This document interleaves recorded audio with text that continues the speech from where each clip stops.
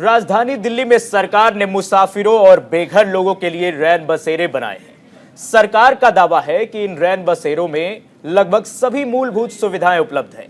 सरकार के दावों में कितना दम है, इसी का जायजा लिया हमारे सहयोगी अजहान अंसारी ने। देखिए इस खास रिपोर्ट को।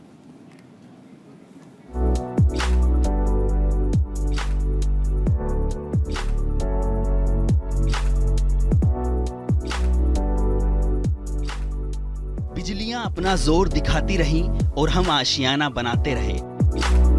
दिल्ली में बेघर लोगों के लिए केजरीवाल सरकार भी इसी स्कीम पर काम करती दिखाई दे रही है। राजधानी दिल्ली में दिल्ली सरकार ने मुसाफिरों और बेघर लोगों के लिए 200 से ज्यादा रैन बसेरे बनाए हैं। सरकार का दावा है कि इन रैन बसेरों में लगभग सभी मूलभूत सुविधाएं उपलब्ध हैं। राजधानी दिल्ली में दिल्ली सरकार द्वारा मुसाफिरों और बेघर लोगों के लिए रैन बसेरे बनवाए गए हैं। इन रैन बसेरों में मूलभूत सुविधाओं के साथ खाने पीने सोने से लेकर शौचालय तक के भी इंतज़ाम हैं। दिल्ली में कुल 200 से ज़्यादा रैन बसेरे हैं, जिनकी क्षमता 16,000 से ज़्यादा है। आमतौर पर इनमें 6,000 से ज़्यादा लोग रहते हैं, जबकि यह आंकड़ा सर्दियों में बढ़कर 12,000 पहुँच जाता है। और इन दिनों बरसात का मौसम चल रहा है, तो ऐसे में रैन बसेरों की आवश्यकता और बढ़ जाती है। तो हम इस वक्त ऐसे ही एक रैन बसेरे में मौजूद हैं। ये रैन बसेरा दिल्ली के अक्षरधाम मेट्रो स्टेशन के पास पड़ता है। जिस तरीके से आप तस्वीरों में देख सकते हैं, रैन बसेरा है। DUSIB दिल्ली शहरी आश्रय सुधार बोर्ड उस पर लिखा हुआ है।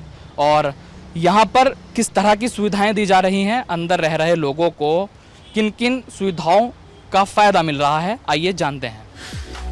अक्षरधाम मेट्रो स्टेशन के पास इन रैन बसेरों के अंदर 15 बेड की व्यवस्था है, यानी यहाँ पर 15 लोगों के रहने का पूरा इंतजाम है, जिनके लिए गर्मी के मौसम को देखते हुए कूलर भी लगाए गए हैं। इतना ही नहीं, इन रैन बसेरों में रहने वाले लोगों के लिए मूलभूत सुविधाओं के साथ साथ मनोरंजन का भी पूरा ख्याल रखा गया है।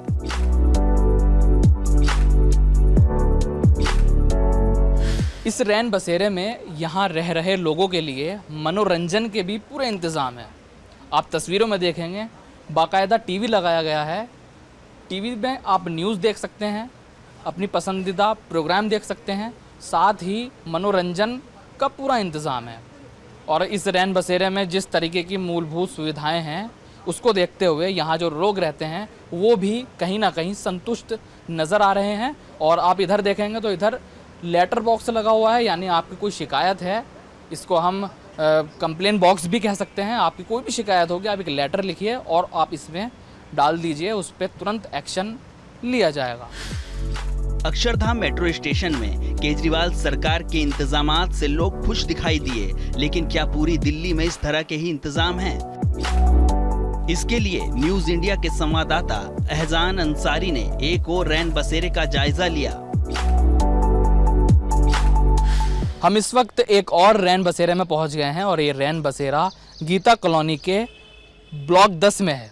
आप मेरे पीछे तस्वीरें देख सकते हैं, लिखा है रैन बसेरा और दिल्ली शहरी आश्रय सुधार बोर्ड गीता कॉलोनी।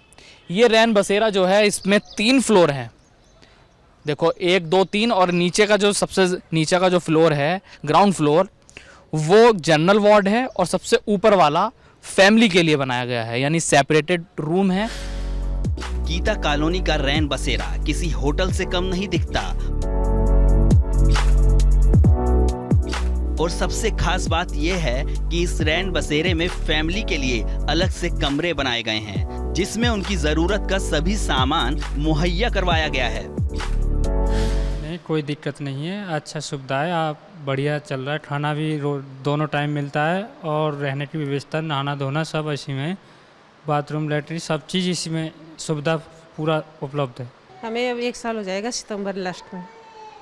तो व्यवस्था से खुश हैं? हाँ जी बिल्कुल। खाना वगैरह कैसा मिलता है? खाना भी सही है। गर्मी में भले ही अक्षरधाम वाले रैन बसेरे में कुछ बेड खाली दिखाई दे रहे हैं, लेकिन सर्दियों में इस रैन बसेरे में रहने वालों की तादाद बढ़ जाती है।